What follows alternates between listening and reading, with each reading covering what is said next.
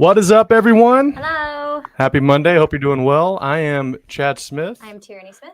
We are the voice of college football, Oklahoma, along The Sooner Smith show. Yeah, the voice. Man, I don't think we do have a second show. Sorry, I'm making sure my mic's situated. Not our show, but like a second show on the Voice of College Football Oklahoma channel with Josh on Tuesdays at 7. You'll see that scrolling across the bottom.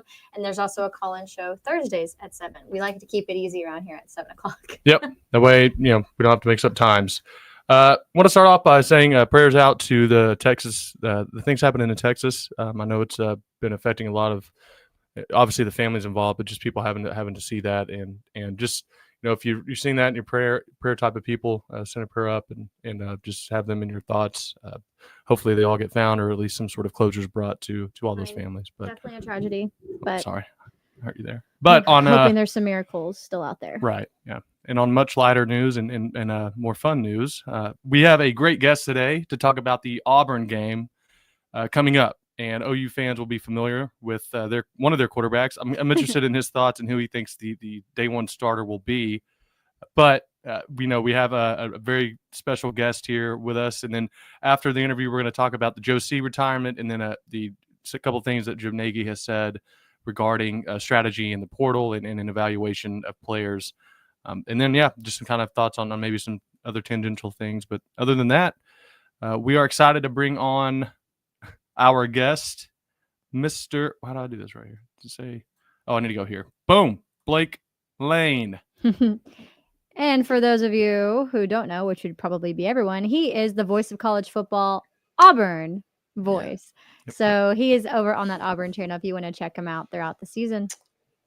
Yeah, I thank y'all for having me tonight, and I'm fairly new to the channel. I come over from the War Report, and I've enjoyed every single second being over here. And my buddy Josh, I'm very familiar with him. I've worked with him before, and I always tell him how excited I was when Oklahoma announced that they were coming to the Southeastern Conference. And I'm so glad y'all are in the conference now, along with Texas. But I know that's a different story. But I just love the two schools being in our conference now. So I think it's awesome that you guys are here.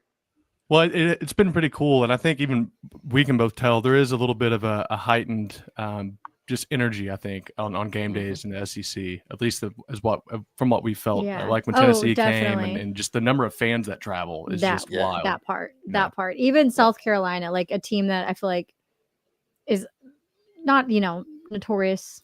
I feel like they're like a blue blood SEC. Yeah, they brought a ton of Gamecocks, and they picked a good game to go to. Yeah, they had a fantastic game to watch. But I mean, it seemed like every single team traveled well, which was really, really neat to see. And most of the fans that we impacted were actually really kind. Yeah, they were. I was kind of worried about that, but I guess Southern hospitality still shines through. Speaking of fantastic games, Oklahoma played Auburn last year. And that went away. That made us fairly excited. But I'm curious, just looking at last year, what were your overall thoughts of the season? Did it live up to expectations? Just what were your thoughts? Where did it go right, wrong, and then kind of how you think everything was handled in that sense? Well, I think going into last year, I think we heard how Auburn was going to turn the corner, and we heard that. It was supposed to be not a great season. You don't have to win 9 games or anything like that, but we heard that Auburn was going to be better and 7-5, 8-4. And if you could go that route, then it would really pick up for Auburn. And the momentum, you bring in top 10 recruiting classes, and Hugh Freeze would really start feeling that momentum on the Plains. And then right out of the gate against Cal, it all goes south. And your quarterback, he shows signs of the same thing from the year before. You can't hold on to the football. You're constantly turning it over, whether it's your backs or him, and you can't get off the field on third downs. And it was a recipe for disaster. And once you lost that game, I kind of felt like there was really no coming back from that Cal loss. And it was a trickle down effect where you play Arkansas and you have 5 turnovers against Arkansas and you lose by 10 points. And then the dreadful pick 6 against Oklahoma, where I felt like Auburn was dominating that football game.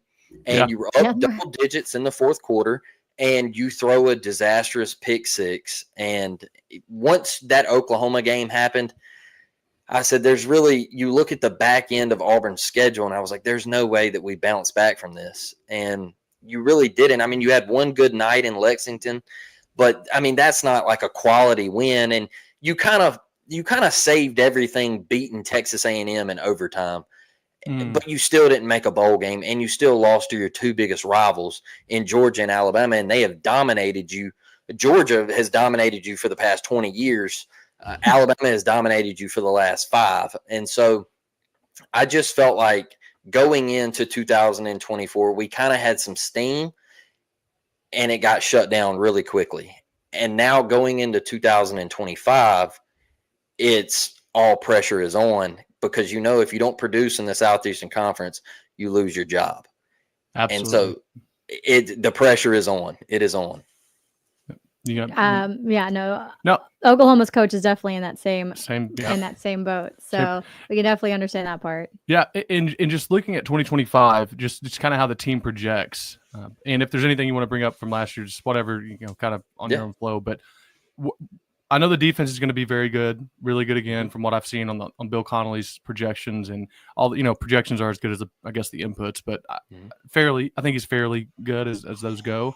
And the defense was really good last year, and really Auburn, I thought, played well. Was a good team last year, except especially when they didn't turn the ball over. Like, that's what made it so hard for Oklahoma was, we have that long run with Hawkins earlier in the game, and you're thinking, wow, we might have something here, and then you really see Auburn's defense play like the talent they have. And when Oklahoma couldn't move the ball, and then you saw Auburn score, I'm thinking, this is a nightmare for us. And but at the end of the game, on the stat sheet, Auburn led in every category except for turnovers. Yeah, that was the only category OU even won, and we ended up winning that game. Now, looking forward to this year, obviously, quarterback situation is a little bit different. I'm curious as to, obviously Oklahoma, we're hearing a lot that Jackson Arnold is going to be the guy, but I'm hearing that there's some competition. Is that drummed up? Is there a legitimate competition there, or do you think Jackson will be the quarterback day one?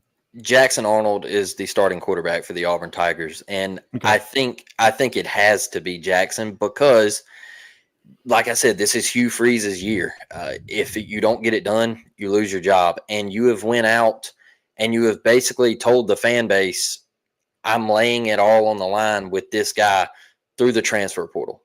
And so I just don't think there's a way where you can go into the season and have a quarterback battle, because if you do, then the fan base is going to be like, okay, well, Jackson Arnold's having a quarterback battle with a true freshman. And if we have to, in a do or die year, lean on a true freshman, then what is this season really going to look like? And so I think it has to be Jackson Arnold, and I think he's even got to go to SEC Media Days. I think it's a must, because you have pinned your job on him. And I know all the pressure can be on him, and it didn't work out at Oklahoma, but you really need for Jackson Arnold to come into Auburn and be like a Spencer Rattler was at South Carolina. Just inject some energy into the program. And I know Spencer didn't have the greatest offensive line at South Carolina, but he made plays. And in my opinion, he's the reason why South Carolina is at where they're at right now, is because he brought that life to the program, and he kind of redeemed his career, and it got him drafted. So I think that's what Jackson Arnold has to do, and I think he's going to be the Friday night starter in Waco, Texas. Yeah, I think I totally agree with you. I thought it was interesting hearing just from people that are looking on the outside that there might be something there. I always thought it would be Arnold, and I'm someone, maybe it's just my bias because he was such a talented kid coming out of high school and in the recruiting process, which in college means a bag of beans, but it's he had such an unfair break, and I don't know if you kept up with all the injury stuff Oklahoma had. And for me, it was a bad hand that he didn't play well. I'm not gonna act like he didn't make bad decisions, but I think a lot of that was exacerbated by the fact he just didn't have anything around him. All of his receivers he practiced with the whole summer, all fall camp, all got injured. He had 8 or 9 different starting offensive lines through 11 games. I mean, you just couldn't stack a deck against a kid more. And so I think him getting away, being able to have a fresh, clean slate, and a guy like a Coleman at receiver, a bona fide playmaker, a stud, who, by the way, might be the fastest human I've ever seen. When he almost caught Kip Lewis, I was like, what is that running down the field? Not human. But having a guy like that and just a defense, again, that is going to be tough for anybody, I think Jackson could have a lot of success. Now, I hope he does it Norman. But, I think he can have success for sure. I think his biggest thing, too, was he was played a bad hand, but he was in his head. I believe like in the bowl game where he started after DG decided to leave, he had 4 turnovers. I mean, not necessarily all 4 were his fault, but most of them were. And I felt like he just couldn't ever get out of that. And then it was just exacerbated by the fact that he didn't have any weapons out there. So then he's also running for his life. Even when he throws it, you don't feel confident enough that they're going to catch it, or you're second guessing yourself. Well, the moment you second guess in any sport, you're going to mess up. And I felt like that was just the perfect storm for him to be what he was. But very thankful that he came back for us. He burned a red shirt. So I do hope he does well. But again, not in Norman. Yep. Well, the no O-line and the no wide receivers, that is out the window at Auburn. Because you return an offensive line and you went out and got probably the weak point on your offensive line and Xavier Chaplin at left tackle. And you also bring in Mason Murphy from USC over on the opposite side for right tackle. Now, that's a battle there. I don't know if he's going to win that job, but you have your starting center, Connor Lewis, an NFL prospect. So, and he's getting a lot of praise in preseason rankings and things like that. So the offensive line it can't be an excuse this year. And we know wide receiver, and I never thought I would say this a day in my life as an Auburn fan because we haven't had many of them at wide receiver. But what you have now is absolutely electrifying. And you got to get these kids the ball because you go out and you spend the money on Eric Singleton Jr. from Georgia Tech and you bring him in to match him with Cam Coleman and Malcolm Simmons. And I mean, these kids, there's so much talent in the room. Perry Thompson, I mean, we flipped him from Alabama and he's only got on the field a couple of snaps as a true freshman last year. So he's still there. You bring in Horatio Fields. I mean, there's really no excuses for Jackson Arnold not to succeed in this offense. And you even look back at Peyton Thorne, y'all, and Peyton, was he terrible at Auburn?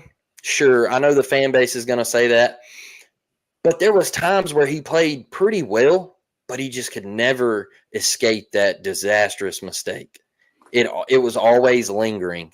And I think that's what Auburn needs Jackson to not do is when you're late in the game in the fourth quarter, we don't need that pick. Or I know last year he had a fumbling problem at Oklahoma. You can't put the ball on the ground because that is what cost Auburn football games last year. And so, I even look at his backfield, the 2 guys that were returning with Damari Alston and Jeremiah Cobb. Jeremiah Cobb hasn't got on the field a lot, but he was a highly touted running back coming out of the state of Alabama in high school. And he was a 4-star, and he's been on kickoff return and things like that. But Damari Alston is going to be your main guy, and he was Jarquez Hunter's backup last year, and he got some carries and things like that, and he fixed a fumbling issue. So you have experience in the room. You just got to put it all together and stay away from that turnover, man, that just absolutely puts the nail in the coffin. Yeah.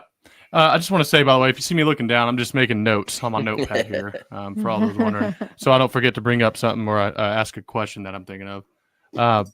So, yeah, don't want you to think I wasn't, or anybody watching to think I wasn't listening or something. You're good. We need to get a producer. Just, let's just hire someone full time. Okay. Just say forget it. Yeah, sure. No, but talk a little bit about the defensive side of the ball. What were some portal additions, changes made? Y'all were obviously stacked last year. I feel like Auburn always has just a really solid defensive line. But what's the strength, weakness maybe on that side, and who you're excited about seeing? I think the weakness has to be the linebacker core because we obviously lost Eugene Asante, right? And so you're looking for that guy to plug in for him. And Robert Woodyard I think is going to be the guy that has to step up and make plays for this Auburn defense this year. He's from Mobile, Alabama, so I really want him to succeed. He's battled injury since he's been at Auburn, but I think it's his time. You also have DeMarcus Riddick, who's going to be playing along next to him. He got on the field last year after about six or so games and just really showed out as a true freshman. And I know fans might attack him for his Iron Bowl comments and say that he could hawk down Jalen Milroe, and he ended up getting burnt and all that. So he took a little bit of heat for that, but I think he is a super talented player. You bring in the defensive back, Pleasant from Tulane. But I think defensive back, man, the kid we just got from Texas A&M, that's another big addition with the familiarity with DJ Durkin, and you got Jay Crawford and Kayan Lee. They're both coming back and returning. Kayan Lee will be a junior, and Jay Crawford will be a sophomore this year. And Jay was tremendous stepping in as a true freshman last year. Champ Anthony coming back, probably going to play in the nickel. He broke his leg against Arkansas. I don't know if you guys remember seeing that hit last year where he just decapitated an Arkansas receiver. The next play, he broke his leg. And, yeah, so that was a huge hit to the Auburn defense. But as we all know, Keldrick Falk on the defensive line, him out there at defensive end, I think that is a first-round draft pick for the Auburn Tigers, and he has to pin his ears back and go get the quarterback. And I think it all kind of starts with a guy like Malik Blockton on the inside. He was a true freshman last year, got on the field, and I know it's kind of crazy that Auburn had a lot of true freshmen last year play on the defensive side of the ball. But Malik is returning, and he's going to have to create havoc, and he's going to have to free up our guy Keldrick Falk to pin his ears back. And you also have K'Ron Crawford out there at the buck, and him out there on that edge. He's got to go get it done. I know he was Jalen McLeod's backup last year, and he moved on. So now he's got to step into that role and really make a difference. But that is the one thing that I am super excited about is Auburn's defense under DJ Durkin. We were very, very questionable about the hire at the time. And it got a lot of criticism, and, I guess you could say it was deserved, but he has shown nothing but greatness since he has been at Auburn, and this team did not quit on him last year. And you could see it that night in Lexington, Kentucky. We had a pick six, and DJ Durkin, I mean, he's running down the sideline just waving Kayan Lee, and he meets him in the end zone, and they hug. And I was just like, we haven't given up, and that's what I want to see in a rebuild that we're currently in. And the last 5 years haven't been fun, y'all. As an Auburn fan, it has been really, really just brutal to watch every big game Auburn just get trampled and find a way to lose if they are in a tight game. So I think the defense is what you're going to have to hang your hat on. And you just need your offense just to do the bare minimum. Like, you don't have to be special. That sounds so familiar. Yeah, preaching to the choir there. Yeah, I know, because that Oklahoma defense was spectacular last year. Yeah, man, they've wasted it. It's so funny. It's a flip from when Riley was here. It's like if we just had a modicum of a defense, we could have won. Like Baker's year probably could have won a national title, and then Tyler's year would have been ridiculous. And we had Jalen Hurts after that. But those two teams were. But yeah, so it's funny. We feel the same way. It's like just don't put us in the worst positions ever on offense. I mean on defense, and it's the same with Auburn. I mean, you're already a good defense, and imagine if they weren't put in some of the positions they were because of what the offense was doing, turning the ball over. You're getting a big stop on defense, and at some point, it goes to your point about not giving up on the season. Danny Stutzman at OU was always saying like he really bought into that idea of the standard, and you're playing well, and then you come out in South Carolina and you do what they did, where they're down 21 because of the offensive turnovers in the first, under 5 minutes of game time. 5 minutes of the game. And Danny's like, look, you just don't give up. We still play to a standard. We don't throw, duck your head and just say, I'm done. You go out there and you play. And it's like, man, the defense really didn't play bad that game. It's just they gave up like 10 points, 14 points, something like that. It's just you're down 2 pick sixes. Well, I know in that game, which is a stat I go to, there's only one time the entire game, like especially with scoring, on like scoring drives that South Carolina even had to go more than 40 yards. One time the whole game. And I think even then it wasn't like the length of the field. I think it was 65, maybe 70 yards. Like it wasn't like they had to go 90, 80. Yeah, it's pretty wild. But I do want to let the people know in the chat, or if you're listening over on X, to go ahead and you can come and join the chat. And if you have any questions for Blake and the Auburn Tigers, any Jackson Arnold stuff, have any comments, just to let us know, throw it in there so we can also ask him, because we're going to have the same generic questions, but maybe you have a follow-up. So alas. How is special teams looking? I know that's always been Well, important at Oklahoma for sure. we have to replace our punter, but I think it could be a good thing. You went and got, I think his name is the CAC. He's from Australia. He's from the land down under. So we went and got us a punter, and we finally got our man, our place kicker back, Alex McPherson. And I think that was a 2 to 3 game difference for Auburn last year, not having a kicker. And I know we got the 5-star, and he showed out in the 8A game, and he was 5 for 5, and he could kick them from 60. But once Towns Magoo got into the season, y'all, he couldn't make a field goal from 30. Magoo. And he was like the number 1 kicker in America. And we beat out Ole Miss for him. And he's from Auburn, and so he decided to stay home, and he just couldn't get it done. Now, I hope it changes and his career blossoms and all that. But Alex McPherson, I mean, that's an All-American right there. And he had some health issues last year. He lost like 60 pounds, and they couldn't figure out what was wrong with him. And he announced on Instagram and Twitter that he was back this year. They got everything figured out. And he put a highlight video up of him kicking inside the facility, and I think the Auburn fan base was just like, we have our guy back, and we don't have to hold our breath when when we stall out inside the red zone and got to get 3. Because what's crazy, y'all, is he was dealing with all of that stuff last year, all the medical stuff, and he still suited up some games and tried to run out and kick field goals for us. Because it was that bad of a situation. And so having him back is a blessing. And I think, like I said, I think it cost us at least 2 games not having him. Especially, I look back at the Cal game, and I think we had a blunder against you guys. I think we had one right before the half, if I'm not mistaken. Yeah, I got blocked or something, right? Or missed or we something we tried to rush out onto the field or something like that, and I think he shanked it or something crazy.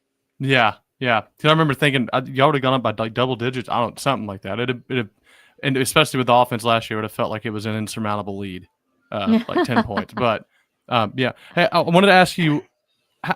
Obviously, NIL transfer portal stuff has become paramount. How is Auburn handling that? Do you think? What are the fans saying about it? Obviously, every fan base is saying we don't have any money, or we're never going to be able to.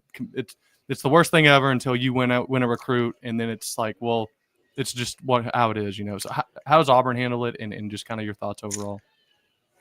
Well, Auburn is getting pounded for Hugh Freeze playing on the golf course and logging in his scores on the golf app right now. So, I try to tell folks, look, these college coaches, man, they have a life also, and they go out and they play golf, and they spend time with family and all that stuff, right? I think what Auburn is trying to do is they're trying to sit back and play the slow game with all of this revenue share and these contracts that are coming in, and they're not trying to throw out fake money. And John Cohen and Hugh Freeze had a little press conference type deal, a dinner up in North Alabama, I think a week ago. And John Cohen basically said, we're taking our time until August 1st when all this goes into effect, because we're not going to throw out all of this money and then have to backtrack and say, well, we promised you this and we can't live up to it. And then they decommit and say, well, you lied to us.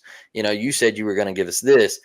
So the way I look at it is he going to be right?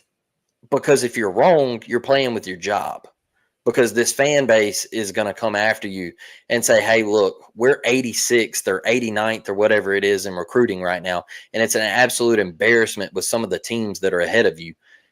And if you swing and miss on this after you've talked about how confident you are in this and how you know it's going to be right, then this fan base is going to tear you apart. And I just think, I'm sorry, but I just think nothing is going to happen to Alabama and Georgia and all these schools that are just slinging out, all this money or whatever to get these recruits. And then I just don't think anybody's going to say, oh, well, the revenue sharing and the outside NIL and all this. Like, I just don't think anything's going to happen and those classes are going to fall apart. I think they're going to find a way to lock those kids up. And they're going to continue being great and going on about their business and dominating the sport. Yeah. And so I'm a little worried about Auburn recruiting and how they're attacking NIL. Like I said, I hope it pays off, and I hope John Cohen's right. Hugh Freeze backs him, and I know they're really good friends, but I am a little worried about – I'll tell you another thing too. Another way I looked at it was – I really think Auburn went out in the transfer portal, y'all, and I think they just unloaded in the transfer portal. And I don't think they got a whole lot of cash left, because I think they went out and they said, "Hey, we need you, and you," and they're getting these first round talents and projections, and I think that they just don't have a whole lot of money left. And so, because this is do or die for Auburn. So you had to make a move in the transfer portal. And so is it an excuse of why you're doing so poorly? I don't know. It just really feels, it really feels weird to hear that they're laying back, because I don't see anybody else laying back and taking it slow. I see teams just going straight ahead and getting these kids to commit. Yeah. Well, that point you make about make or break year leads into this question asked by. It's also going to be my next question. Go ahead. Let me see. I can't see it. I don't know how to say the name. Dalpoas. Okay. 83 says, how many games does Freeze have to win to keep his job? Seems like OU fans want at least 8 wins for Brent Venables. He's got to win at least 8. It has to. Nice number. And the reason I say he's got to win at least 8, and this not including a bowl game. You have to get to 8 in the regular season. And you come in year 1, you go 6-6, you lose. I don't even want to say we lost. We got blown out against Maryland in the Music City Bowl. It looked like we didn't even want to be there. So that's a strike, because Auburn should not lose to Maryland. Now, if we're playing you guys in the Sugar Bowl and we lost, I would say, okay, that's different. We lost to a phenomenal program, a powerhouse program. I'm cool with that. It happens. But to go lose to Maryland in the Music City, and a few weeks earlier you got blown out inside of Jordan-Hare against New Mexico State, and then you come in year 2 and you lose to Cal inside of Jordan-Hare Stadium, and you go 5-7. You got worse. So I just can't see a world where Auburn goes 7-5 and Auburn fans say, "Hey, man, that's awesome," because if you remember back in 2020, which that season was all over the place, and it is what it is. Gus got up on the podium after they went 6-4, and he said, "Hey, we had a solid year," and Auburn fans were like, "Yeah."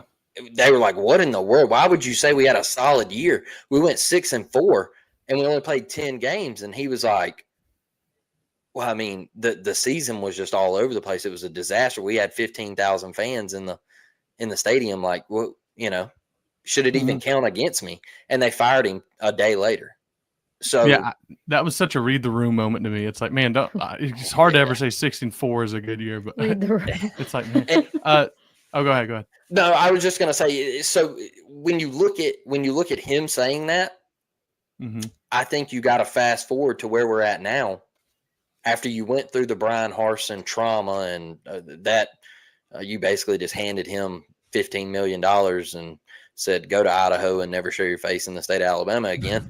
And so now you fast forward to where we're at now, and we're still not there. So this year you have to get to 8-4 to show these kids, hey, we weren't lying. We were telling you that things were going to get turned around. And if you can't get to 8, and even if you lose the bowl game, because I know bowl games, kids sit out and all that stuff. Even if you lose the bowl game, I'm okay with it. Just show me 8 in the regular season. Yeah, right. Modern Day Caveman had a question here, and we kind of touched on this earlier, but if you just quick little here for you. But how are Auburn's QB2 and QB3 in comparison to Jackson Arnold? So you got the Daniels kid from Stanford. He was the starter out there last year. I believe he's from the state of Georgia, and he basically come in and said, "Hey, I'm okay with being QB2. I just want to do whatever I can to help the program. I want to help this team win football games. I will accept taking a backup role for my final year." And that's it. So Deuce Knight, the 5-star talent, the highly rated, was going to Notre Dame. We flipped him. I'm about 30 minutes down the road from him. And I went and watched him play in high school, went and watched him play in the Alabama-Mississippi All-Star game. A really, really freak of nature talent. And I think he's got to put on a little weight. But once he does that, this kid is electric. And he's a lefty. He can spin it. He's a special, special kid. But I'm not going to sit here and say that he's a day one starter in the Southeastern Conference, because I think you're just throwing a kid to the fire doing that. And that's why I think Jackson Arnold, look, they're both going to be in the RPO, and I think Jackson's going to do well using his legs, and kind of like Peyton did. I think Peyton got us out of some. I go back to a play last year against Texas A&M, and it was 4th and 2, game on the line, and Peyton, they ran a little read option, and he made a pull, and he picked up the first down, got like 18 yards off of it. And so I think you could kind of use Jackson, not so much RPO, but you can kind of use him in that read package and stuff like that, and let him use his legs and things like that, because sometimes I think Hugh gets a little happy with the RPO, and sometimes I think he runs it a little too much, in my opinion. But I think Jackson's the guy, man. And I just, the only way I see him coming off the field is if they go to Waco and it's disastrous. And then Hugh's going to be put in a cooker, because this fan base is going to be like, now we're losing to Baylor. So you've lost a Vanderbilt, you've lost a Baylor, you've lost a Cal, and then I think the pressure starts to build up.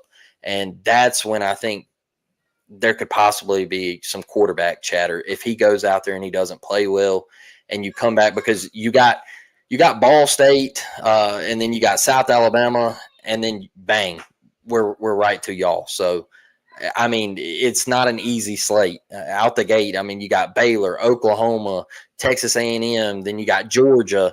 So the front half of the schedule is absolutely brutal. And if Auburn can just survive that, and Jackson can play well, I know you're going to lose some games, and I'm not expecting Auburn to be perfect through that stretch. But if he can just survive that, the back end of that schedule, besides Alabama, those are all winnable games for Auburn. So I think he's got to survive that and get through that healthy, playing well, and he'll be good to go. Perfect. I want to ask you a couple more of just fun questions from you're a lifelong Auburn fan, I'm sure, and just kind of some ones as we kind of wrap up here. Did you have any other questions? I was going to say, as far as Baylor goes, though, I do think they are picked to win the Big 12 this year. Yeah. So I don't think that's necessarily, that's going to be probably a tough one. It is, but the way Auburn fans look at this is Auburn should not lose to Baylor. Oh no, I'm with you. I was just going to say, I mean, they are picked, but I get what you're saying. They are, and I think another thing is, I'm not sure who all looks at it or pays attention to it like this, but a lot of people look back at the last time they played a football game, and they played LSU, and LSU blew their doors off. And so if Auburn goes out there week 1 and you struggle, now if we squeak out a win, I'm pounding my chest and saying, hey, we're 1-0, like, this is great. But if you go out there and lose on a field goal, I think some Auburn fans are gonna be down, and they're gonna be questioning what's going on in Auburn, Alabama. Oh, you had some questions? No, go ahead. From lifelong fan. My question, which I will ask Jackson next week when we have our Auburn or our Alabama fan on, is your thoughts on the very famous Iron Bowl.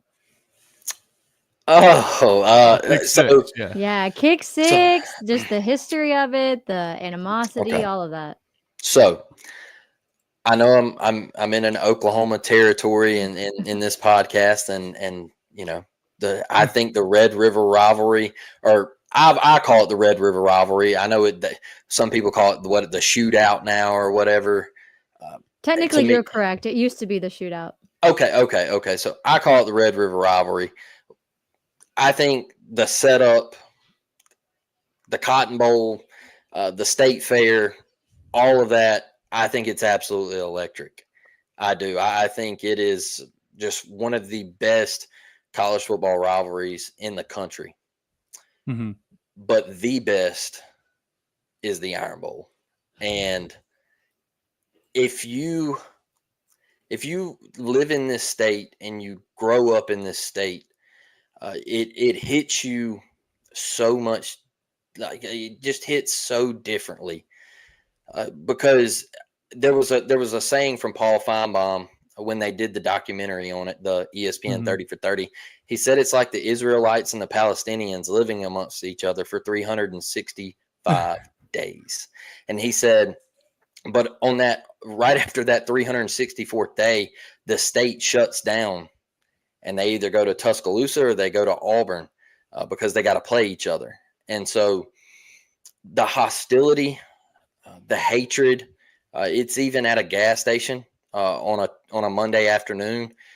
I'm diehard orange and blue, and if I see crimson walking to me, I'm usually going to hold the door open and be a Southern gentleman. But if I see a Tuscaloosa shirt, I'm not holding that door open. And so That's awesome. it is very, very heated, and it's not only on the football side of things. I think that's where a lot of people like they get it twisted, in my opinion, is now it's carried over into basketball. And this year it was 1 versus 2 in Tuscaloosa. And it was both teams in the Elite Eight. Auburn advances to the Final Four. Last year, Alabama went to the Final Four. And it's just absolute hatred. And there's people who have died over this game. There's been a sister shoot another sibling. There has been Harvey Updike call into Paul Feinbaum and say, Paul, they put a Cam Newton jersey on Bear Bryant's statue. And I just got too much Bama in me. So I drove down there to that Toomer's Corner and I poisoned them oak trees. And wow. I'll never forget where I was at that day. And I kind of, when you heard it on the radio, you were like, like he's kidding, right? Like nobody would ever really do that. And then on their side, it's, well, they're just trees. We don't know why you're so upset about it. But to an Auburn fan, they're more than trees. It's something that is a tradition. It's something that I grew up as in my childhood. My dad took me, and we got to roll those trees. And so it's something that in every Auburn fan, it sits right there in your chest. And so it's near and dear to the heart. And it's just a rivalry that you can't explain. It's at birth. You have to pick a side. And and if you don't pick a side and you're from the state and you go out of state to pull for a team, they both hate you. So you got to pick. And so I actually have I got a 2-year-old little boy. He'll be 2 next Tuesday. And me and my wife, I'm an Auburn fan. My wife is an Alabama fan. And so is that possible? Is that fairly common? Jake Crane's wife is an Alabama fan. It is. I'll tell you all this. My dad is a diehard Auburn fan. My mom, she is a diehard Alabama fan. She graduated from Alabama Birmingham, UAB. And so she is a diehard Tuscaloosa. And and they were at the Iron Bowl back when it was held at Legion Field in Birmingham. And my dad, like Auburn went up, they were winning like 14-0 at halftime. Alabama comes back. They kick a game-winning field goal. They win like 17-14 or something like that. So my dad is getting up out of his seat, y'all, and this reporter, this journalist, grabs my dad on the shoulder. And, of course, my dad, like, jerks back, and he's like, why are you grabbing me, thinking it's an Alabama fan. This guy says, stop, like, please, I'm with the Birmingham paper. I'm Jefferson County. And he said, I just want to ask you a question. And my dad said, yeah, go ahead. And he said, what is it like being married in the divided house? My dad said, we'll be divorced by the time we get back to Mobile. They printed that in the paper. And then he got all of my dad's information. He got my mom and dad's information, and he mailed it to my mom and dad, and they still have that paper in their house. Oh my gosh. So That's awesome. Yeah. So and I was like a baby at that time. So it's just the rivalry is, my dad was obviously being funny, but the guy took it like, yeah. So. Well, that's what makes college football the best. Right. Yeah. You're mad here. Says, I'm an OU fan and my old GF was a Poke fan, which is probably why she's your old girlfriend. That's awesome. No, I definitely had dated some guys who either like weren't football fans, which is an issue in and of itself, or were not fans of OU. And that's why they did not escalate from boyfriend. And when I wrote my list of things I wanted in a husband, being an OU fan was pretty high up on that list for me. I had to hit a lot of boxes. Being an OU fan. Yeah, it was up there. It's basically like love awesome. God, love OU. Yeah. Boom. Hey, before we let you go, we'll let you get back to your family and all of that. Yeah. Anything you want to plug or any last minute thoughts on Auburn? Just anything that you think we would want to know as people who don't obviously follow the team as closely as you. Just when Auburn. I'll tell y'all this: when Auburn comes out there to Norman, you're going to get a tremendous group of people that are going to be extremely nice, and they're going to want to come to the tailgates, and they're going to want to see how Oklahoma does it. And you're just going to get people that love college football and they love the Southeastern Conference, and they are going to want to sit down and just pick your brain of why you love the SEC now and why you love being in this conference. And they're great people. I truly think that Auburn is one of the greatest fan bases in the world. And I'm just so glad that Oklahoma is in the conference. Like I told y'all to kick it off, I think it's awesome just to add another powerhouse program. And I told Josh this years ago when they announced the decision for y'all to come over. I said that growing up, I looked at the Southeastern Conference as a 16 powerhouse in football. And back when we had divisions, you had the West, which was Alabama, LSU, and Auburn. And then you had the East, which was Georgia, Tennessee, and Florida. And now I look at it as an 18 powerhouse conference because you added Oklahoma and you added Texas. Now, I know Auburn has been down and Oklahoma has been down, but we know that won't last for either of us. We're going to be back because we're both traditional powerhouse programs that we play in big-time bowl games back in the day, and we're going to get back. You guys have made the college football playoff. We unfortunately have not, but we did play in 2 national championships in a span of 3 years. And it's crazy that was 15 years ago, but we're going to get back. And so I can't wait for that matchup, and I can't wait to experience Norman. That is the one game on this year's schedule that it's like a bucket list thing for me.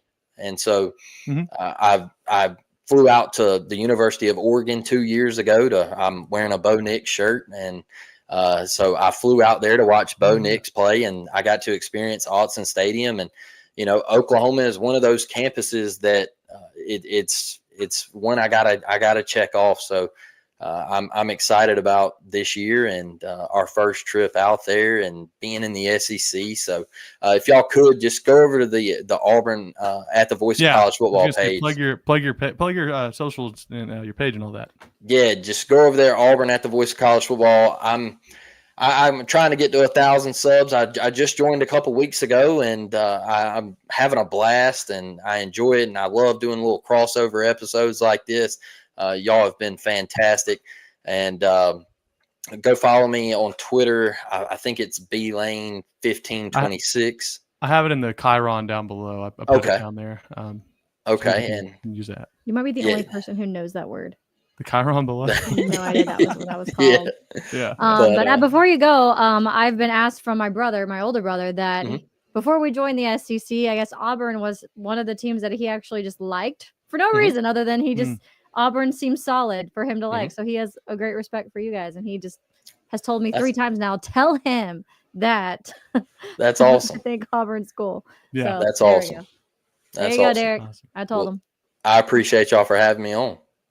Awesome, man. Hey, well, I'm sure we'll reach out to you during game week and actually get your feedback on how the season's gone and kind of what how you thought it would go, what's different, and what's gone well, and vice versa. But and if you do make it, Norman, let us know. We'd love to actually meet you in person.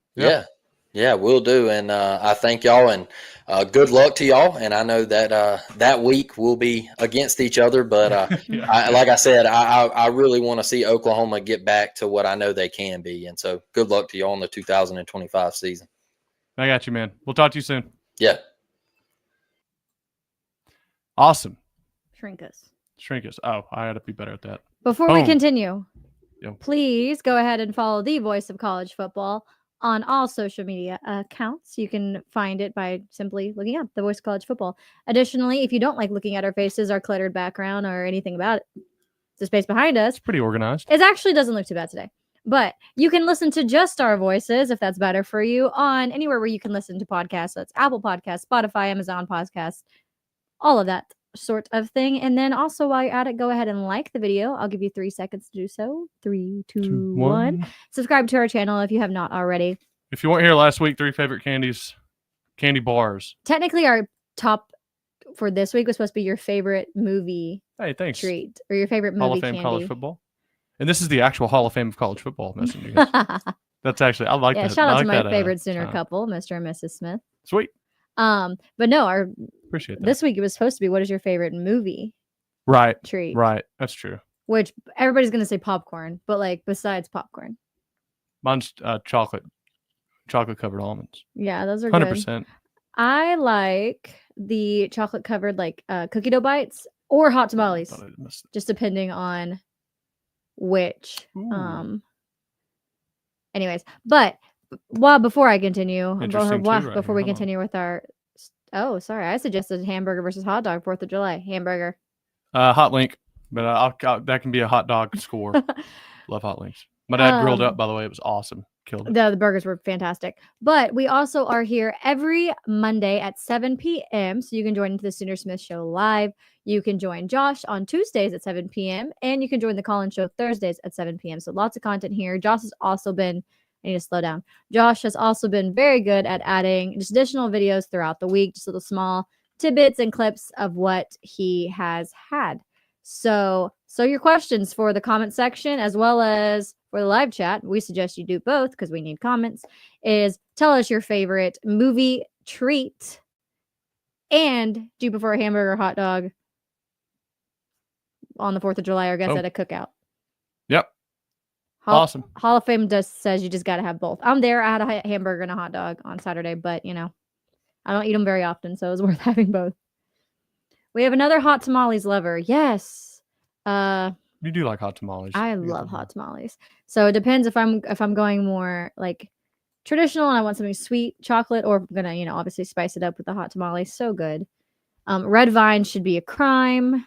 I hate licorice. Hijo de simp. Son of. Okay. We have junior mints. We got like 2 junior mints. That's Kimberly from Kimberly Swanson, private of Stutzman Armory. She says junior mints and she prefers hamburgers. Oh, fantastic. My mom prefers hamburgers. And she's popcorn with peanut M&Ms, which is also a fantastic take. It is.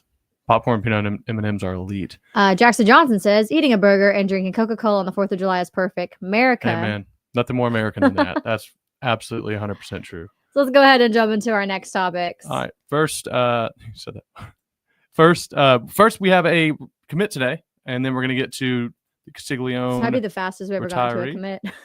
Yeah, no joke. Oopsies. We are going to move this over.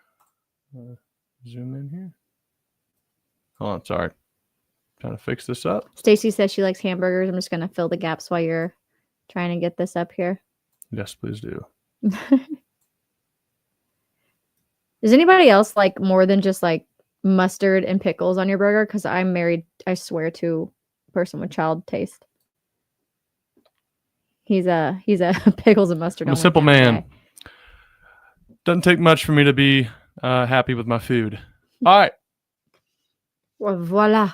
Tyler Ruxer has committed to Oklahoma, the 4-star tight end from Lincoln City, Indiana. I believe it said he was the number 1 in Indiana. Boom. When I looked up on his page. Number 9 overall on Rivals in the 26 class. He chose us over Duke and West Virginia, which 6'4", 220 pounds, another good athlete. Always good, especially as we know in Oklahoma right now, to stack up talent at the tight end position. So big recruiting win, and just another piece added. And I always like. I would say another thing I liked is I saw that he had a 4.2 GPA. Oh wow! So I'm like, smart player, because I had a coach once say a lot of dumb people play sports. He's like, but a lot of great people a lot of smart people play great sports. That's what it was. So basically, anybody can be good, but like the greats, have that brain behind it too. And I'm like, facts. Because you have to know the playbook. You have to know, like, just have, obviously I play basketball IQ, but for football IQ, you have to, think about those things ahead, chess, not checkers. Yeah. So absolutely. Got a 4.2. Dude's kind of got pretty brainy. My page is zoomed in to a ridiculous level. We go here, stop sharing. All right. Anything else happened today? I don't know if any other news broke that was important at all, other than Joe Castiglione retiring. Our athletic director for since 1999. Years. Yep. Hey, were all of us alive in 1999? In the chat? I was a old man in 99. Which was a wee tot. I was 7. I was a wee tot. Already talking about stocks and dividend payments. Okay. Worrying about investment opportunities. All right. And now we got to look to invest in our future AD. That's called a lead-in. That was fantastic by me. Joe Castiglione. Famous for his fedoras. I know. First off, we're just going to show this because I'm a big fan of the mob movies. And this is straight off of one right here. This is awesome. Come on now. How great is that? Got the red suit. That's awesome. The white fedora. I'm sorry, the cream fedora. Nice little Windsor tie right there. I have Windsor no knot. idea what that means. Okay, gotcha. It's a good job. Solid little, what's that thing? Pocket square? Pocket square. There you go. Something. Yeah. Boom. We had, so Joe C retires after 29 years, you said? 28? 28 years. Hired some really, I don't even know how you would recap his career. I think it's more interesting for most people just why we think it was. Well, I guess 20 years as an AD. Right, yeah. Came from Missouri. 99, that would be 26 years here. Mm-hmm. He also spent time before then. I think he was in Missouri. Georgetown, but he was at Missouri before OU, and then I think he was at I know he was at Georgetown for a You'll little get the bit, point. but been doing it for a while. Yeah, and widely considered one of the best, especially pre-portal NIL. And we'll preface that because I know a lot of people are starting to weren't starting to like a little bit of what he had going on portal wise, and that kind of leads us into why do we think? Obviously, it goes without saying, very successful athletic director. I think objectively, anybody that disagrees with that would just be speaking out of bias, and it's just he is by stats one of the most successful. Read it off. Has helped OU to 26 national titles, 117 league titles, as well as help us make the move from the Big 12 to the SEC. Boom. He also has hired the greats, KJ Kindler. He's hired Jenny Baranchek, who's shown to have great potential. He did not hire Patty Gasto, but he made sure she stayed and gave her, the tools she also needed to continue, or rewarded her, I guess, if you will, with, the stadium, all that. So look at me. I'm already jumping into the female side of it. But, made some great hires while he was here in Oklahoma. Yeah. Would you like to, continue? Bob Stoops, another one that many people will be familiar with. So, yeah. Did he hire Bob? Yes, he hired Bob. It was his first hire. Sorry. Tierney Kristen. Sorry. Quizzes from now on until football season. Dude, it's all running together in my So, head. why do we think he retired now? I truly think it's the majority of it is a lot of just the NIL stuff that he's having to deal with, having to navigate all of those, especially without having any regulation. There's no map or no outline as to how you really go about operating and managing an entire athletic department in the Wild West right now. And it's kind of like, it's funny. I don't, it's not a direct comparison, but Castiglione has his flowers, he has successes. I don't know if a few more years of this is going to change the way he's viewed in terms of how other programs and how people who write about college football or college athletics view him, which is as one of the best to do it. And for him, it's, going through the headache of the next couple years of litigation and just trying to get some sort of guideline put out there, some sort of regulation. I just don't know if for him it's worth it. And especially in a time when fans are wanting, Joe C, people forget that early on in the early 2000s, there was a lot of compliance issues. I'll just put it at that. There was a lot of things that went on that was not good. And we almost got like not death penalty in per se, like SMU, but there were some really bad things that were going to happen. And Joe C was able to kind of navigate those waters and really save the seasons and now, the program moving forward. And that's some stuff that a lot of people don't take into consideration when they look at, his whole body of work. He did a lot in those early years, and it's one reason why he's so compliance heavy, and it's one reason why Oklahoma's compliance department is one of the biggest, or was one of the bigger ones in the country. And I think that maybe might be a good character attribute to have, to want to stay in compliance and follow the rules. But in a world in which you don't have to do that because no one can really enforce anything right now, the question becomes, is that the best way to operate in a time now? Because even if you were to operate, and I'm not saying you go out and just break every rule, but I'm saying you got to have someone that is comfortable in the gray. And instead of going to find instead of like saying, hey, make sure we're not breaking anything, it's a little bit of let them find it, is what I'm saying. Like, just don't go, like, don't be self-reporting your running backs coach texting a kid on random days. Like, that's stupid. Right. And if you've heard Chad before, this is not the first time he's mentioned to live in the gray. No, because as the Slytherin, he's all about success with gray lines. Yeah, look, I have two rules: don't defile God, don't break His rules, and then I win, you lose. Yeah. So you don't do that. You don't break the 10 Commandments. You don't do anything bad in His view, and then I win, you lose. So whatever you got to do at that point is all it is. It's cutthroat. And so for Joe C, I think he was so he came into grew up in a milieu in which it was so worried about breaking certain compliance rules that were going to put the team back, either scholarships or bowl bans or et cetera, that he really got hesitant on a lot of the issues. Now you got to give him credit too, because you see the transition into what we're doing now in terms of becoming a more professional program, and you see allowing the Jim Nagy hire, you see allowing the Stevenson hire. And the other positions that have been filled. And I think you got to give him credit where he's not been afraid to make moves. Right. And that is something that's hard to do when you've gone so long having all the control and and then you've been successful doing it, Right. My thoughts on that are, one, he's not just up and leaving and saying I'm done. Right. He is going to stay through this season and then help find the replacement and then stay on as like a mentor essentially. But I don't blame him when you've been in the role so long and you've done it a certain way, then all of a sudden it becomes more gray, it becomes more cutthroat, it becomes more psychopathic in a way, and that's not really your personality. Why would you want to change that at what, 67? Yeah. No offense, dude, no offense, you're not old, but I'm just saying though, like, why would you want to turn it around and become that, unless he just really had maybe like other aspirations if he wanted to go do something else. But I can imagine, like, I'm exhausted as a fan with all the rule changes and all the NIL and all the coaching turnovers and the hires and all the crap. So I cannot imagine what someone like him is having to do with, especially when you have done it a certain way for so long and it changes so drastically. Yeah. And you're just like, no, I don't want to do this anymore. Nick Saban, don't blame you, dude. Where now at least you can get someone younger who maybe has more of that cutthroat gray area tendencies, Mhm. as well as just willing to put up with the crap. Yeah. And I feel like when you're that's a big younger, you're part just of it. willing to put up with more crap. Yeah. And Josie is probably not. And I can't say I blame him, but definitely had a successful time at Oklahoma. The fedora, legendary. Yeah. But it's going to be interesting. It definitely is going to be interesting. But then I kind of thought the same thing, like when David Bourne retired. I'm like, wait, I have to say somebody else is the, president of the university. It's kind of weird. It's just weird to It is weird.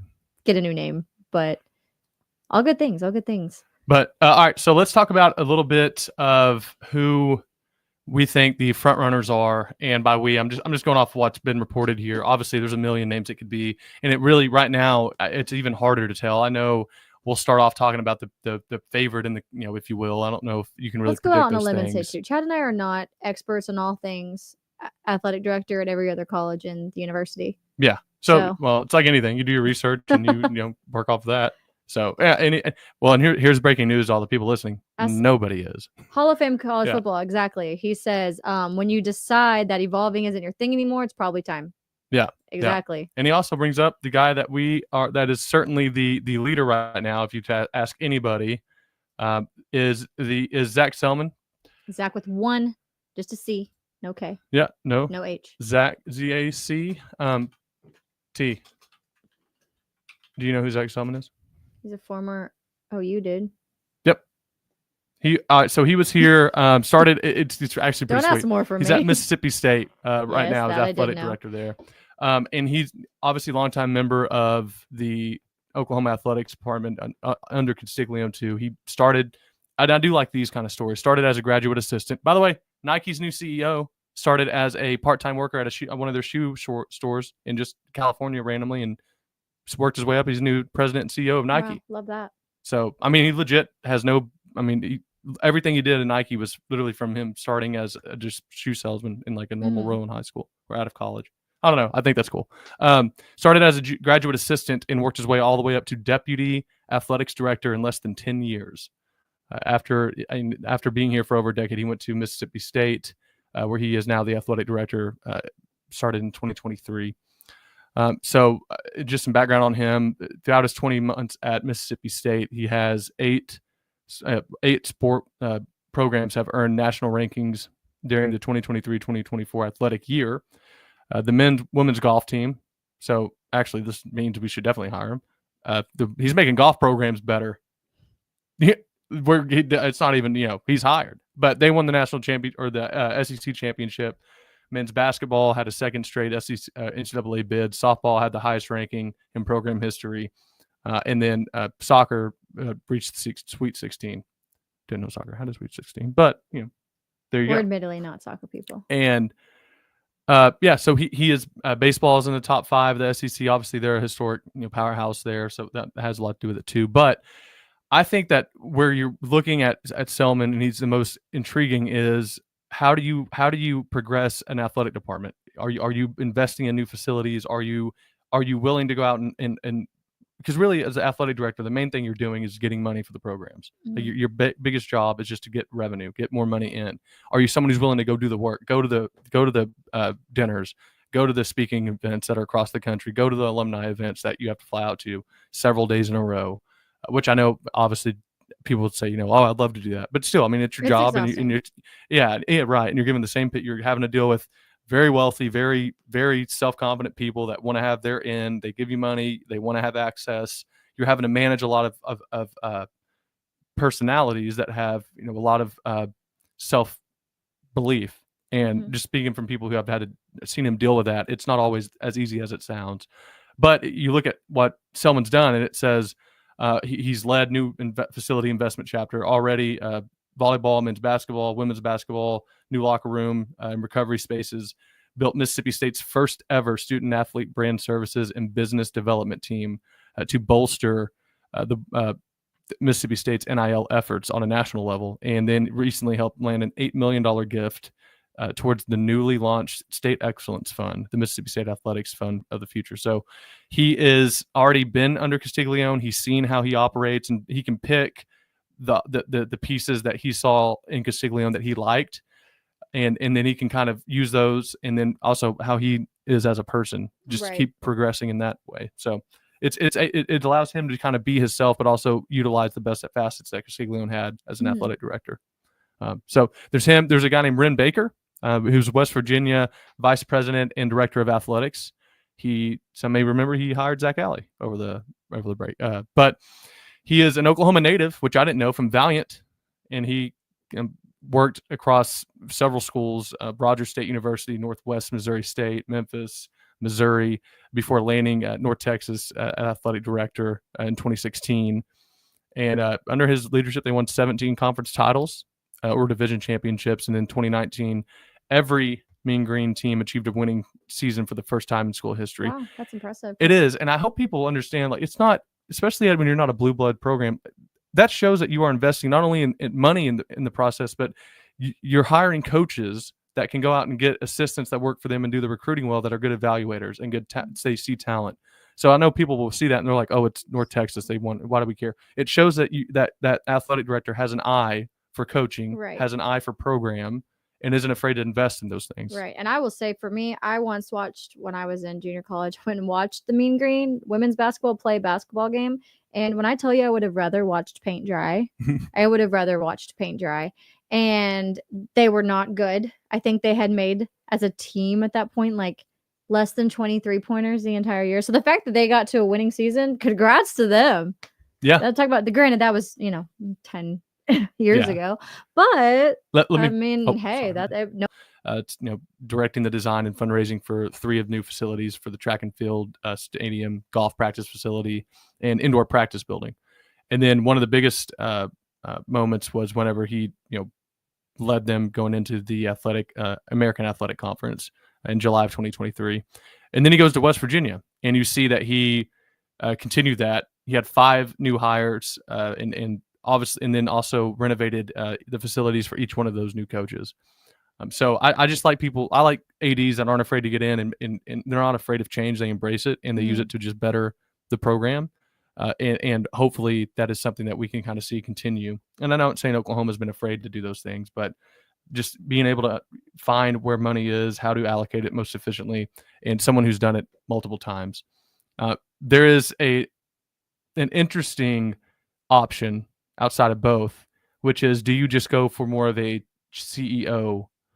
Do you go for a guy that just runs the business better? Now, we got Stevenson. I don't know if we really want to do that, but is there an option out there that is more of a just a strictly money guy? And there's that Kirby Hocutt from Texas Tech. He's the athletic director there. Now, Double Eagle is dumping money in their pockets. They got a guy that's worth like, I think, $4 or $5 billion. That's basically said he is their wallet, and he's going to do whatever he can to win them games. And if you're watching their recruiting right now, they're in place to pick up the best player in Oklahoma. And they're actually, I think, predicted now to pick up the number 1 overall player in 2027. That's why I don't see in the NIL area a guy like this being even a consideration for Oklahoma, because money is king in NIL, and Texas Tech has a ton that they are putting into their sports, and very literally, from the words of their own donors, trying to buy. Yeah. But listen, so this Kirby Hocutt guy, so he worked under Castiglione from 1999 to 2005 as the associate athletic director for external operations and sports administration. He led the athletic fundraising to a then all-time high with both the capital and annual giving campaigns. Oklahoma annual giving went up from 3.4 million to more than 17 million, making it the highest percentage increase in intercollegiate athletics history.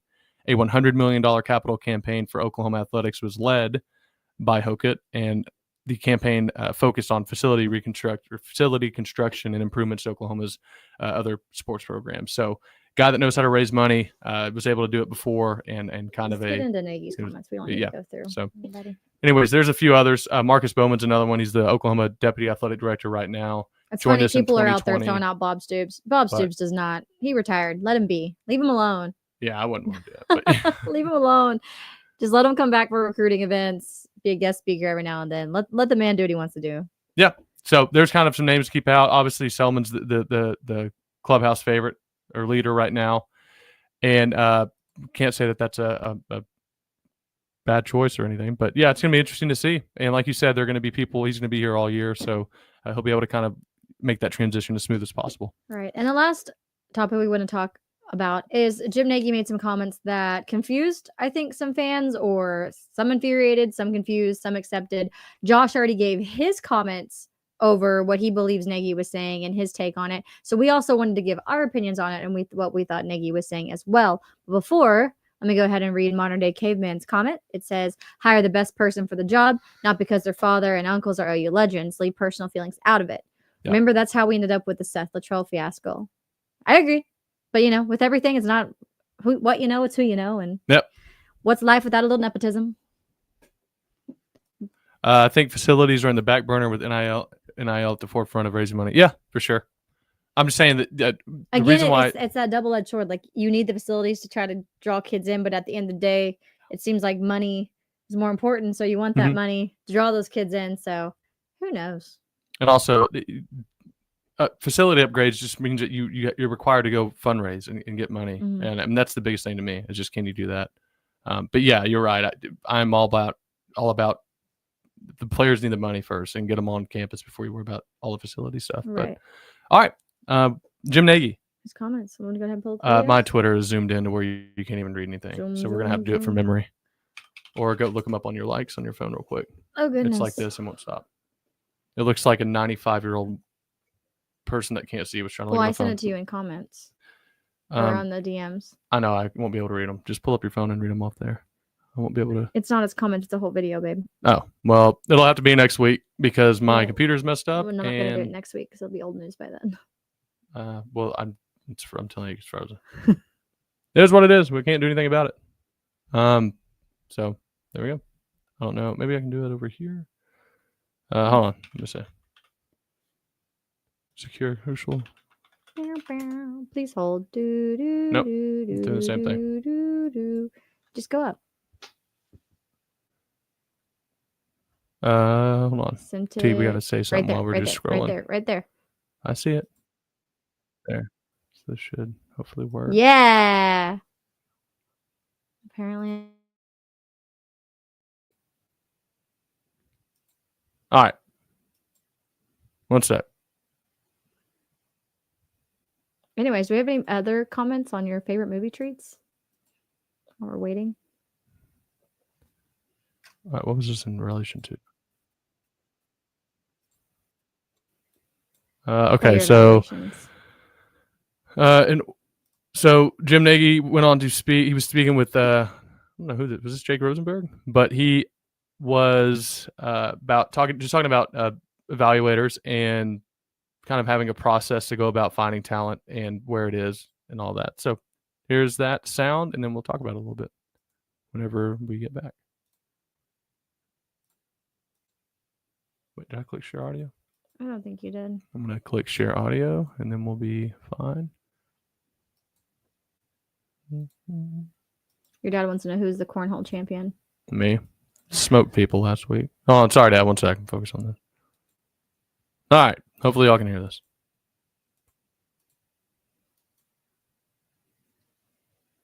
We're going to evaluate just like we would in the National Football League, and that's where you find your value. What we saw this spring, which I think was a really good way to do it, is we graded the players on our new scale. And then when you get to OV season is when you see where you can get value, right? Because I think what's going to set the market for a lot of these players in terms of what they're being paid and what agents expect to be paid is the star system, right? I think 5 stars want to get paid like 5 stars. So when you get into the OV season, we might have the same grade on a 5-star and a guy that's a 3-star. And when you look at where they're taking their OVs to, if they're going to Ohio State and Oregon and Texas A&M, that's going to be a certain market, right? Right. But then if the same graded player is getting offers from some group of 5 schools, we know what direction we're probably going to go because you're looking for that value. If you look at National Football League rosters and dig back into their high school backgrounds, man, that league is littered with 2- and 3-star players. Yes. So they're out there. Yes. You know, again, it's just we need to identify those guys and trust our evaluation. So that's really not to share too much of the trade secrets there, but that's how we're going to attack it. Oh, my mic wasn't on. So I'm going to share first my thoughts because I normally never get to. I usually have to go second. But a lot of people were taking that as him saying basically, we're not going to offer 5 stars. We're only going to offer those like 3 stars. And that is not how I took it. I took it as we have the same, like, regardless of star, we're having the same value rating of a 5-star and this 3-star. The 5 stars out there going to the money bags, the Ohio States, the Texas A&Ms, the Oregons, who have unlimited funds, blank checks. And why would we? No, I mean, sorry, we don't have as much money as they do. Why would we get it into a bidding war with them when we have maybe more of a diamond in the rough guy who has the same type of valuations that we don't have to spend millions upon millions upon? To me, like, that's just smart shopping. It's basically like, hey, like, I have the same exact outfit that I can get here for $300 or I can get here for $100. Like, it'd be dumb just because one says it was, whatever name brand. But that's just me. That's how I was taking it. And I don't think he was taking it either as we're not going to offer any 5 stars ever again. It was just more so we're looking beyond the stars, because I think Josh even mentioned it. Cam Ward was a 0-star. Yeah. No, yeah. And so we're looking beyond that, and we're trying to find people who, there's tons of players out there and tons of players who don't get looks for whatever reason. You don't have the money to go to the camps. You don't go to a traditional football school. You go to a smaller school. There's still talent out there that can be found. Sam Bradford comes to mind, a 3-star, goes on to win a Heisman. So he's basically saying we also be looking at those people. We're not just looking at the stars. We're also looking at just overall evaluations. And if we can go out and find those diamonds in the rough, or those maybe underrated players that in our opinions are just as good, why wouldn't we go after them? Yeah. Why would we try to outbid Texas and Ohio State? Mm-hmm. Because, and then I know a lot of OU fans like, just spend the money. Where? Yeah. Again, we go back to where. I know some of y'all got crazy credit card debt that are saying that because you don't have money. You're spending money you don't have. So at the end of the day, you can't do that. And that's how I was taking it. And I think a lot of people that were getting mad were taking it as, we're never going to try to get a 5-star ever again. No, yeah, that's ridiculous. I didn't know that anyone was saying it that way. Well, OU Twitter and OU socials in general. And again, like Duke Silver Sooner says, at the end of the day, money will only take you so far. Coaching development is still and always will be king. Absolutely. Texas and Texas A&M for a decade have out-recruited us, but have not outperformed us. There's several schools that consistently out-recruit, or the opposite end of the spectrum. Hate Mike Gundy all you want. He's consistently gotten lower recruitings, like gotten those 2s and 3 stars, and he's done a lot with it. Right. Now, I don't like that. I like to see them only win 3 games as they did last year. But it comes down to coaching at the end of the day. And additionally, I sometimes think a lot of 5 stars think they I was going to say something that's probably not appropriate. I think they feel very entitled. And I think a lot of those kids are like, they want their money up front when they haven't proven anything. I think a lot of times they get complacent. I think sometimes they don't even pan out because they're not used to not being the best player on the team. They're used to being a big fish in a small pond, and now they're just a fish in a large pond. Right. And so sometimes I think it's better to get some of those 3, 2, maybe a 4-star recruit, because they have something more to prove and they don't feel entitled. They feel like they need to earn this and they want to go work hard to make a name for themselves, versus some 5 stars who it's like, I already have a name. I am so-and-so. I was good in high school. Yeah. Who cares? Very good. Like, but yeah. And so that's my take on it. I don't know if you have a different take. I think Josh took it in a little bit of a different way, or he explained his side a little bit differently too. So everybody's kind of had their own little spin on what they think he was referring to. No, I agree 100% with you. I'm just, I didn't know. That's it. Okay, you can hear it. I remember to share the videos, the sound. Okay, but no, yeah, you're right, and I agree with what you were saying 100%. There's just not much. I don't know. He was talking specifically, if you'll listen to the podcast, about how do you combat everyone going after the same type of players and high rated recruits, and they all have a lot of money and they're all trying to pay them. And that's what he was referring to. Was just like, look, in those situations, sometimes you can find a kid that is able to give you the same tools, and they might need more development and physically or something, but it doesn't mean that they can't be as good or better. Pineapple that's pre-cut's good, and that might be ready to eat. But if you wait a couple of days and cut your own, it's a lot better. And it takes a little more work. That's like a Colin Cowherd type level analogy. That's nice. We've been buying pineapple lately. We have, and it's so good. Goodness gracious. She makes us wait for like 3 days after she gets it, and then just boom, it's there. It's unbelievable. But no, you're 100% right. It's finding ways to get value and not break the bank. Now there is if you look at it, any like historical recruiting, the teams with the most blue chip recruits are by and large like almost perfectly correlated to the most successful teams. Mm-hmm. Now there are exceptions like A&M in 2021, whatever year that was, when they had every 5-star on the planet basically go there. But there's also this correlation of are you able to develop talent that is lost a little bit, not lost, but just didn't go there, because a lot of the recruiting now is just so much camp oriented, and it was even like that when I was going through high school. Did you go to the Nike camps? Did you go to the Under Armour 7-on-7s? Did you do all? Your film mattered a little bit, but it mattered in as much as like once you get to the camps and solidify yourself, then they kind of looked at your film for like the higher ratings. But if you didn't go to stuff, you were basically kicked out. No, you're good. I also think another thing. We say I'm sorry like we just scream at each other off camera. It's like we're both like just talkers, and it's kind of Tia's a little bit. Sorry. Honestly, sometimes I have to think of a thought because you'll keep going. No, that's why I have a pad. You need to write it down. That's fine. But one of the things too that for me for the NIL era is, to me it seems like too a lot of 5-stars don't want to wait around. You know what I mean? Oh, yeah, before, like Alabama could stack up the 5-stars because they're going to wait their turn.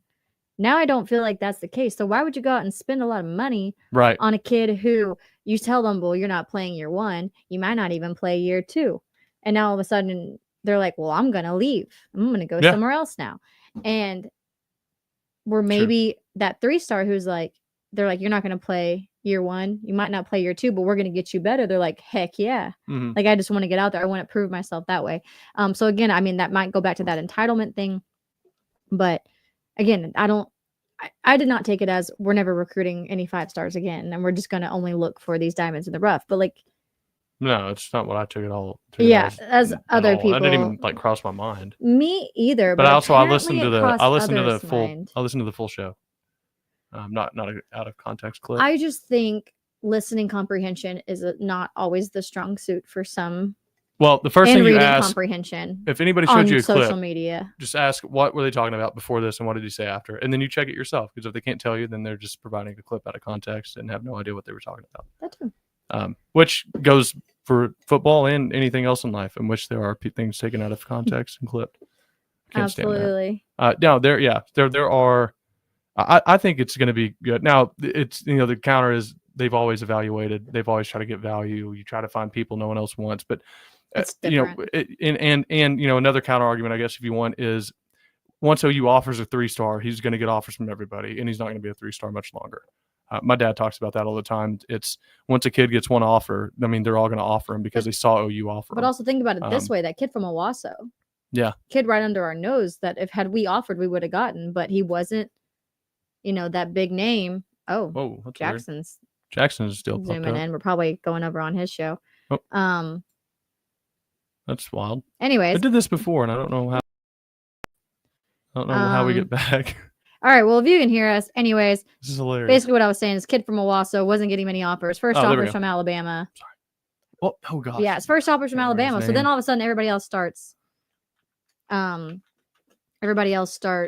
recruiting to him too. But he stuck with who went with Cole him Adams. first. Cole Adams. Oh. And so we're just saying that, like, you got to go out there and just look beyond the stars, look beyond the state, look beyond the school. Not that Owasso is like a small school, or no, you know what I'm saying. But you never know. You never know what you're going to find. But we better log off. My dog really, really wants me to take him for a walk. So. No, I'm shocked that some people took it as we're not going to recruit 5-stars anymore. Why would that even? Why would we do that? Have you been on social media? No, I don't know. Just how people can be, man. I'm glad nobody here in the chat took it that way, apparently. And if you did, to each their own. If you did, you were wrong. And you hope you join us back every Monday so Chad can tell you how wrong you are and how he is right. Listen. And you can be lawyered. We're keeping it tight in this chat and in this group that we're developing. We're gonna be about the facts. Okay. and that's it. Right. And every now and then we'll make sure we'll call it where I was wrong, because I'm wrong a lot. It's true. I've heard it's rumored, I guess. I don't know. I haven't seen much. I don't know. We have a sign that says otherwise. Yeah. T got me that. That's hilarious. It says I may be wrong. It's highly unlikely, but it has been brought up in other part of our shows. What is it? What is it? There's like I don't know if it's technically like it's not a disorder. It's like a behavioral where it's like a defiant, or when you see people have an Oppositional opinion. defiant disorder. Yeah, but I don't have a disorder. It's just like where you see people have an opinion and you just immediately think, no, I'm the other way. I mean, it could be narcissistic personality Well, disorder. I'm not a oppositional- narcissist. I didn't say you were. Is You're that the what a one narcissist- bringing up disorders. I'm just throwing out possible names. And I just made that like I made Okay. it about me. Well, That's what- anyways, now I'm scaring myself. I dated a guy that used to do that. My wife knows a lot about this stuff because she had to study it for college, and so I always ask her. Now I'm like, I don't know. It's like where it's that meme, which like all of you are wrong. I'm like that Yes, with everything. all of you are wrong. It's not healthy. I don't like to be that way. Except for me. He doesn't have to get to say that often. No, Me. you're right about a lot. Clip it. Right about a Clip lot. it and save it. But anyways, guys, we won't take up any more of Oh, your Monday. Sorry. Please join us again next Monday. We will have Jackson on from the Alabama channel to goat. discuss the Alabama game and their upcoming season. Follow us on social medias at @ChadPSmith_ and at tyranny_Kristen, as well as the Voice of College Football on all social medias as well. Go ahead and throw a like on the video, as well as subscribe to our channel. And we would really, really, really, really, really, really appreciate it if in the comments you left us a comment. We would love to tell us your favorite movie treat, if you prefer hot dogs or hamburgers, Boom. or give us a boomer. Give us what you're excited about for the Auburn game. Tell us what you love. Tell us what you hate about Auburn. We don't really care. Just throw a comment on. Doesn't matter what it is. It can be rude. Whatever. We just appreciate all the interactions from you guys and cannot wait to talk to you next week. Yep. Y'all are all going to get prayers out for all the victims and families in Texas, those still looking for their kids. Don't give up. Praying God gives them energy and strength and some sort of peace throughout the next few days. But yeah, prayers for them. And you guys rock. Thanks so much again. And we'll see y'all next week. Boomer. Bye.